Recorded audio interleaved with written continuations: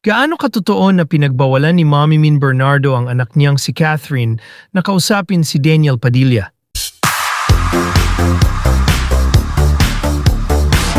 Nagpost ng open letter online ang social media personality na si Sian Gaza para sa nanay ni Catherine Bernardo na si Min Bernardo. Idinaan ni Sian sa kanyang Facebook page ang mensaheng nais niyang iparating kay Mommy Min kung saan nabanggit din niya ang singer-songwriter na si Jake Zyros. Mababasa sa FB status ni Sian, Mommy Min Bernardo, nasa hustong edad na po yung anak mo, 28 taong gulang na si Catherine.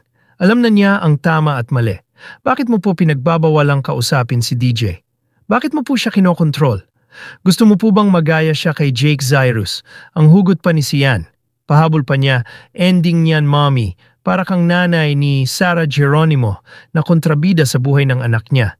Nagrebelde si Charisse Pempenco nang dahil sa nanay niyang walang kwenta at puro lamang career, pera. Mali yan, Mommy Min. Umayos ka bago pa mahuli ang lahat. Ang mensahe pa ni Sian sa nanay ni Kath. Nito lamang nagdaang linggo ay ibinuking ni Sian na nagkaayos na raw sina Daniel at Catherine pero hindi siya sure kung may balikang nangyari dahil kinukumpirma pa raw niya ito.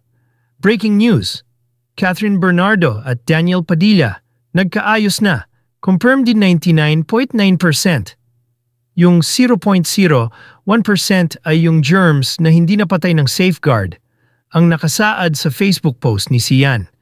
Atin natin na lang muna at huwag na lang sana makakalabas hanggat kinukumpirma pa natin kung sila ba ay magjowa na ulit.